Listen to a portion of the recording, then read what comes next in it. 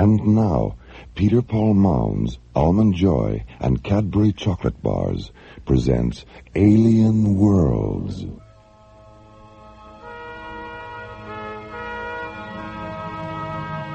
Slowly rotating at the edge of deep space, 1,000 kilometers beyond the atmosphere of 21st century Earth, is the Arthur C. Clarke Astronomical Observatory, Starlab. Here, Starlab Research Director Maura Cassidy, along with scientists and technicians of the International Space Authority, watch over the countless suns, planets, and star systems that fill the universe. This week, Space Exploration Team Captains John Graydon and Buddy Griff are hurled from the outer boundaries of space into the subatomic light and shadow of a world within a world, as the Infinity Factor Part 1 embraces the threshold of the unknown on Alien Worlds.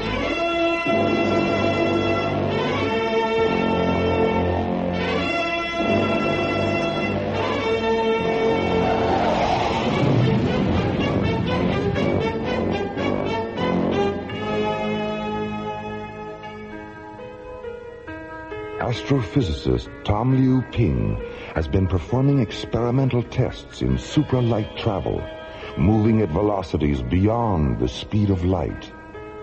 The final step in a series of tests is now at hand. A specially modified ISA Delta Series craft, the Hyperion, will be piloted by John Graydon and Buddy Griff at speeds traveled before only by an infinity of light.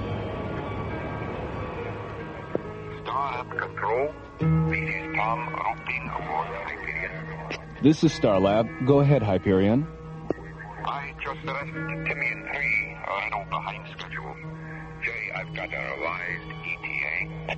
Any problem, Tom? No problems, just a delay in getting launch credits. What's your new ETA, Tom? 15 minutes, 29 seconds. Roger. I copy 15 plus 29er. Your docking orbit insertion coordinates are 614 at subvector alpha, docking bay 3. Starlab, clear. Roger, Starlab. Hyperion clear.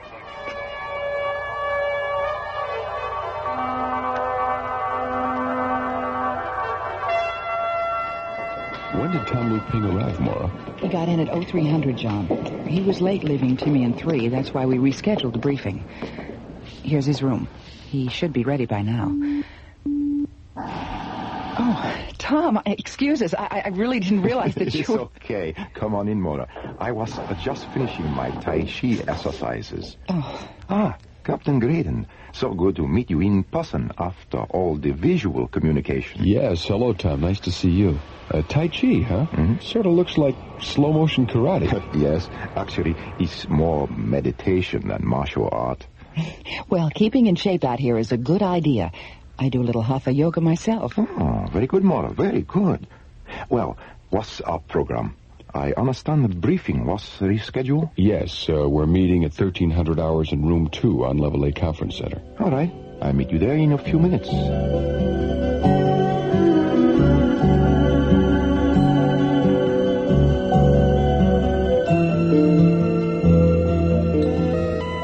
This diagram on screen 6 shows the final modifications we've made on the Hyperion's drive system. Well, it looks like you've practically rebuilt the entire Delta Series propulsion system. Yes, that's right, buddy.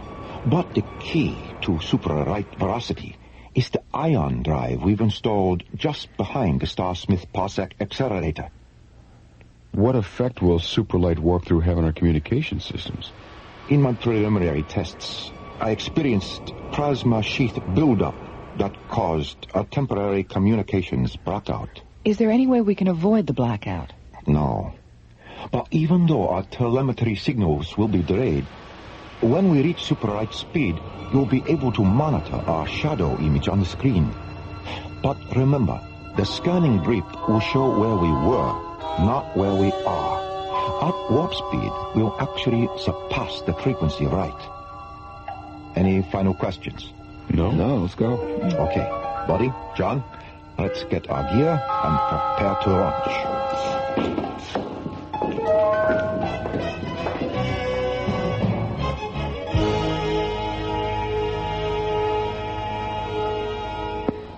Starlab control to Hyperion. This is the Hyperion. Go ahead, Maura. Microv confirms your calculation for reaching supralight critical at sector 098. 098. Roger. Thanks, Maura. Good luck with the test, and try not to miss touch. Don't worry, we won't, Maura. Okay, buddy, let's do it. Interface all computer functions. We have a positive decoder interlock on all data terminals. Manual launch functions are canceled. Real-time launch status, 15 seconds and counting. Okay, Hyperion, you're cleared for launch. Roger, Starlab. Okay, let's see what this baby can do.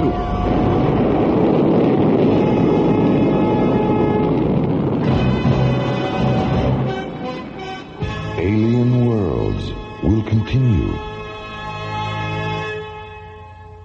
Ooh, baby, I'm confessing, this man's got a fickle way. Now, maybe you won't like it much, but to explain, I gotta say, sometimes I feel like a nut, sometimes I don't. I'm enjoy got nuts, mounds don't.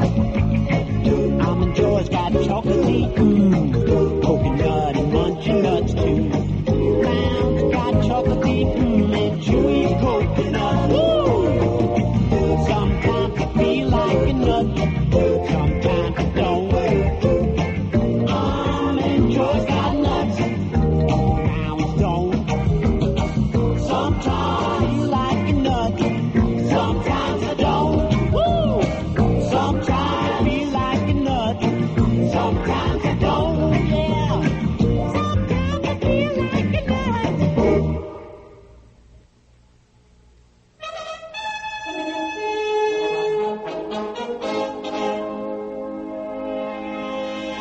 Alien Worlds continues.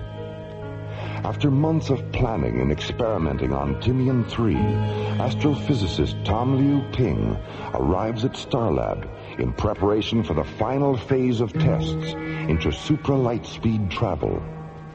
Assisting in the tests and piloting the modified Delta Series spacecraft Hyperion are Captains John Graydon and Buddy Griff. As the experimental vessel jets away from Starlab, Research Director Mark Cassidy prepares the monitoring procedure that will track the Hyperion's telemetry and progress during the multiple light-speed flight. Oh, hi, Maura. Hi, Jerry. How's it going? Well, they've made a couple of orbits at light speed 1 to check the systems. We're monitoring them on screen 4. Dr. Cassidy, this is Barbara, Spectral Analysis. Our monitoring is beginning to show telemetry distortion coming back from the Hyperion. What's their position, Barbara? We're tracking them in final orbit prior to the superlight entry at sub-vector 096. Okay, thanks, Barbara. Jerry, open a channel to the Hyperion. This is Starlab to Hyperion. Over. This is the Hyperion Starlab. Jerry, I can barely reach you. Roger. Hold on a minute, John. How's the signal now, John? Any better? No, you're still breaking up, Jerry. Tom, how's the ion drive functioning?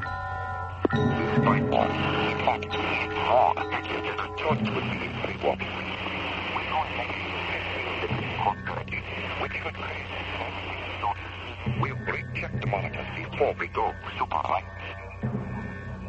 Jerry, can't you do anything about the transmission? I don't know where all the hash is coming from, but there's some kind of interference. But the best we can do is keep the shadow blip on the screen. All right. That won't help us much communications-wise. Dr. Cassidy, Barbara again. The mass proximity indicator registers a radical shift in the molecular density level of the Hyperion's hull. Start an MPI printout recording, Barbara. Maura, the Hyperion shadow blip has just disappeared from the screen. And they've vanished from all our tracking instruments.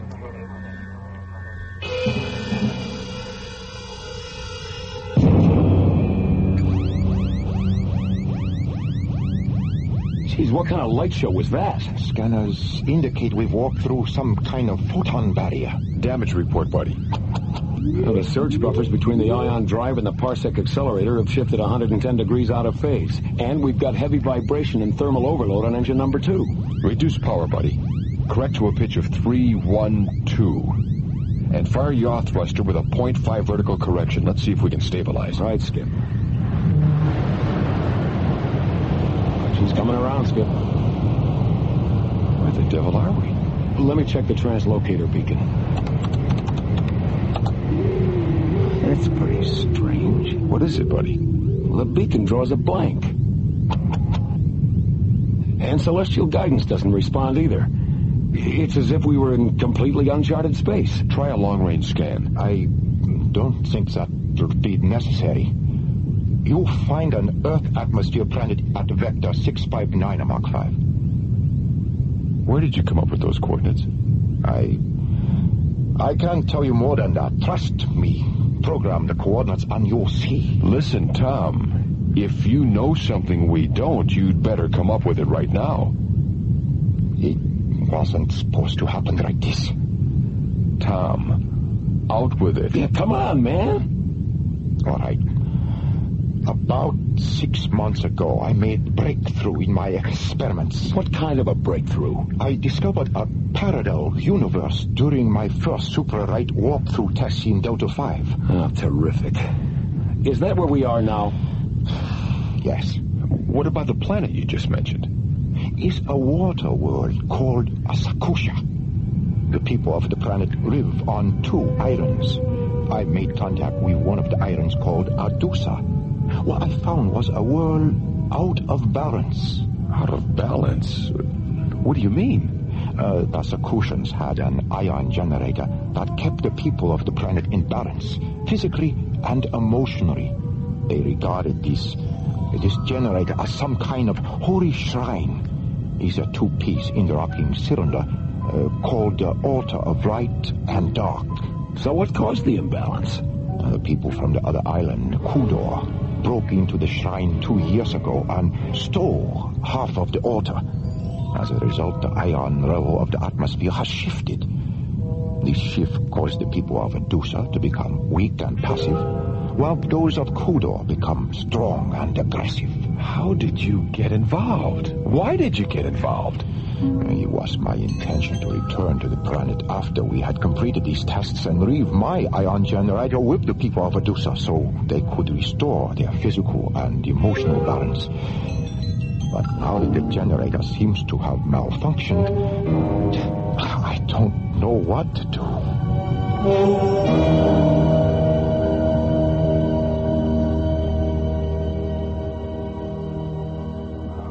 Jerry, start cross-checking the Hyperion's last known coordinates from the MPI graph. Okay, Mara. Starlab, this is Echo Leader. Roger, Echo Leader. Go ahead. We've completed our phase 2 search and reconnaissance. There's not a trace of Hyperion anywhere. No debris? No sign of wreckage? No, apparently she didn't break up.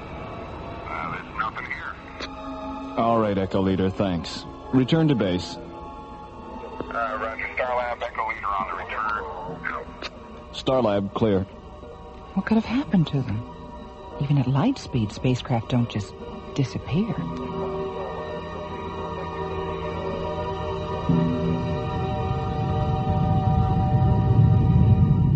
Buddy, how's number 2 engine holding up? Thermal overload is critical, Skip. Okay, shut it down. We're gonna have to put her in the water. Okay, Skip. We're on descent. 1,000 meters to impact. 500 meters. Okay, hold on. Here we go.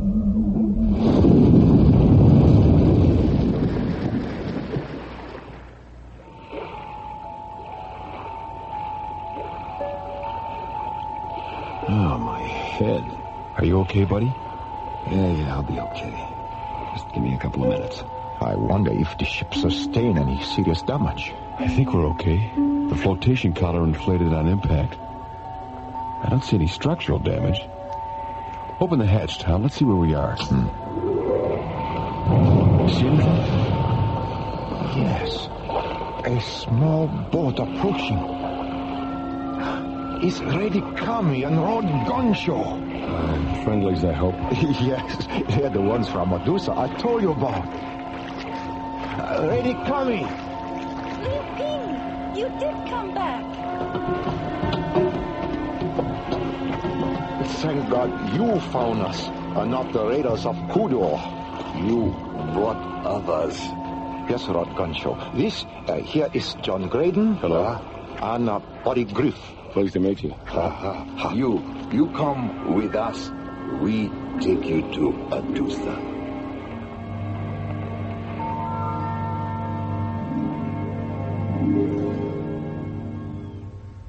Why did the people from Kodor steal the beacon device from the sacred altar? Warlord Heiko sought to gain control over the two islands.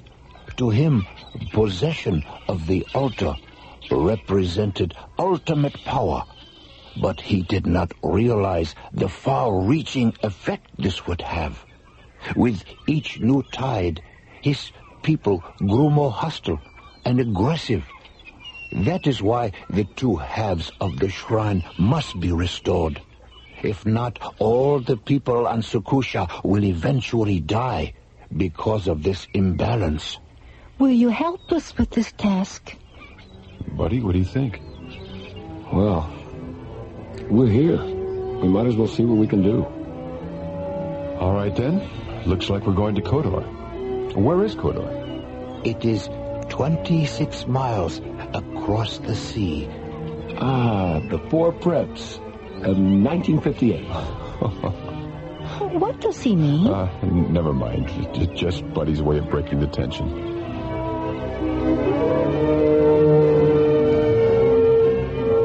Alien Worlds will continue.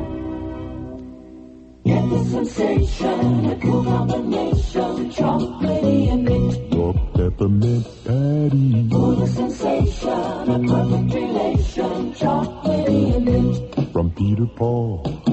Cool as the snow falling light on the trees. Just take a bite for a cool mini freeze. And let it go, peppermint patty. And get the sensation. Get the sensation, a cool combination, chocolatey and mint. Your peppermint patty. For the sensation, a perfect relation, chocolatey and mint. From Peter Paul. Sends a shiver of cool right down to your knees. After one taste, you just gotta say, please, I want your peppermint patty. To get the sensation. Get the sensation. Your peppermint patty. Get the sensation.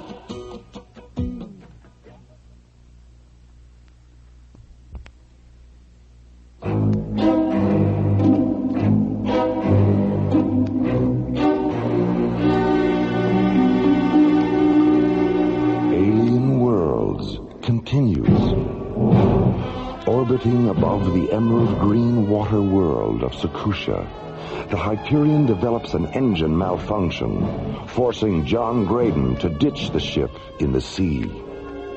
10 minutes later, John, Buddy, and Tommy Liu Ping are rescued and taken to the nearby island of Adusa. Here, Lady Kami and Lord Gonsho convince them to help Adusa recover a sacred altar from the nearby enemy island of Kodor. Meanwhile, on Kodor, Fleet Officer Sora enters the Imperial throne room with a message for Heiko, Kodor's ruling warlord.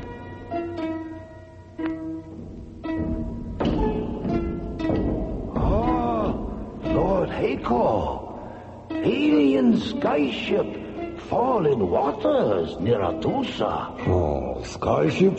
Oh, come now, Sora. You know that such things exist only in legend. Oh, perhaps you have had a vision. Then it is vision I not see alone.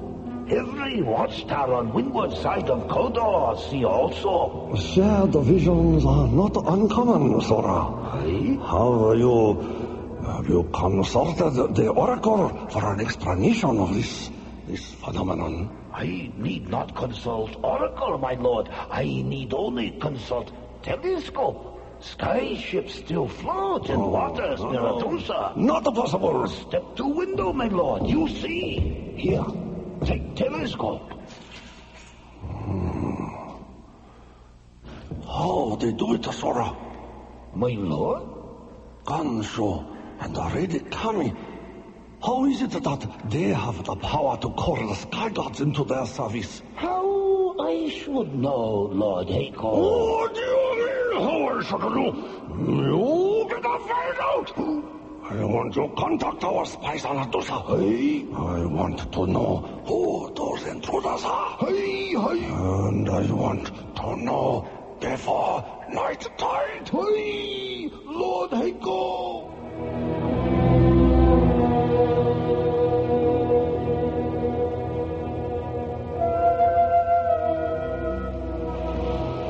Mora must be going crazy wondering what's happened to us. Yeah.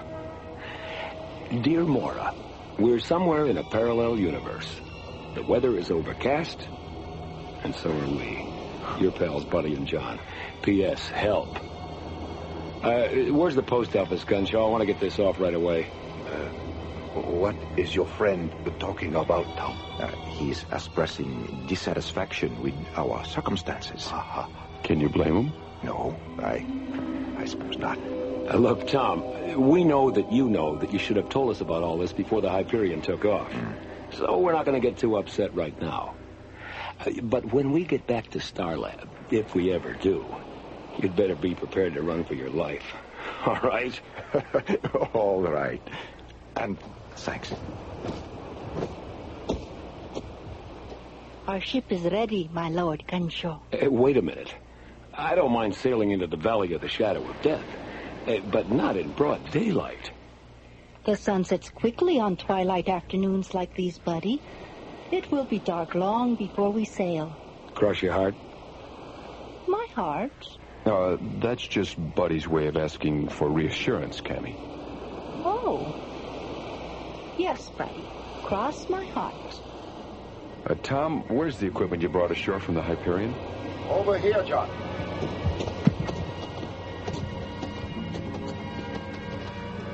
Let's see. 2 laser rifles, 2 hard beam photon pistols, 5 night vision helmets, a tool pack, and a hospital kit. Okay, pass out the helmets, buddy. Right, Skip. Of what use are these helmets, John? The lens on top projects a type of light that can be seen only if you look through the helmet's faceplate. Then, when we get to Kodor, we will be able to see in the dark without those in the dark seeing us. Yes? Yes. That's right. Another miracle, a rare device. You have so many. Are they endless? I hope not, Gunshow. We're going to need every miracle we can get our hands on before this is over. The night tide cycle is beginning, my lord Gansho. Yes, it is time we sailed. Have you told Kiyatsu where we are going? Yes, he's been aboard the ship all afternoon charting our course. Who is Kiyatsu? He is our helmsman and navigator, Tom. He knows these waters better than anyone on Adusa. Okay, let's get going.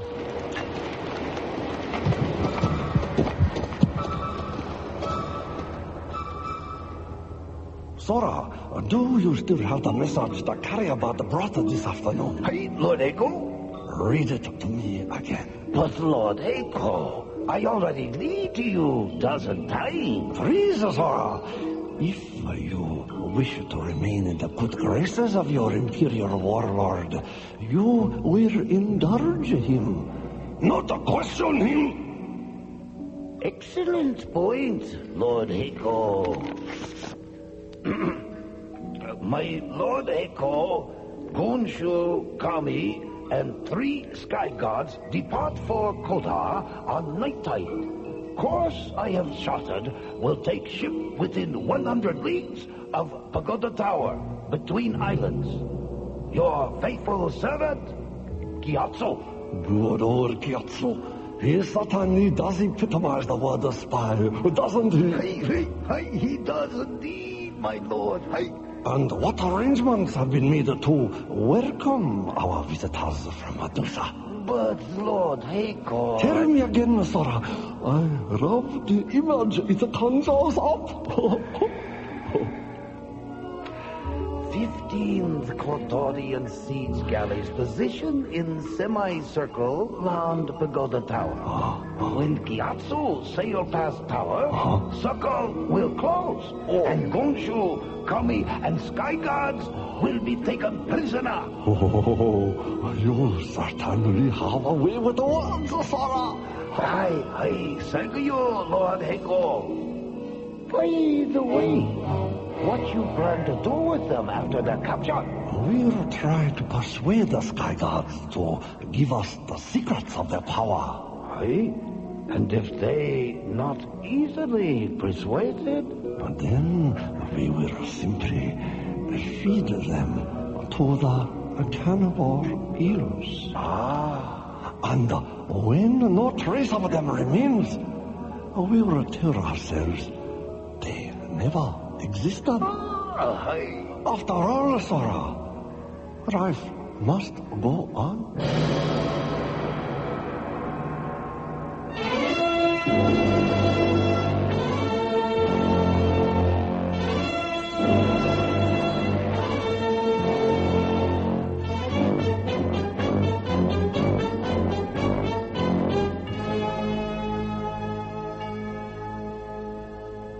Part 1 of The Infinity Factor was written by Larry Oakner, Jim Cook, Lee Hansen, and Ron Thompson, and starred Linda Gary, Chuck Olson, Bruce Philip Miller, and Corey Burton, with special guests Helen Funai, Herb Ellis, Larry Moss, Joe Young, and Clark Warren.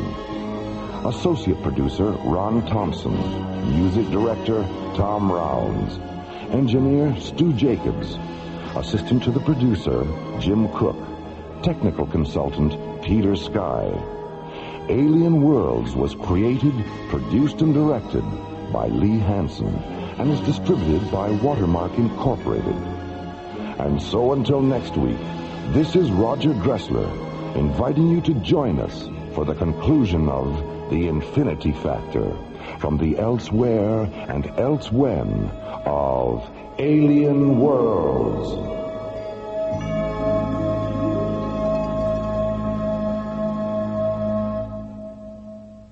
Peter Paul and Cadbury Chocolate Bars hope you have enjoyed Alien Worlds.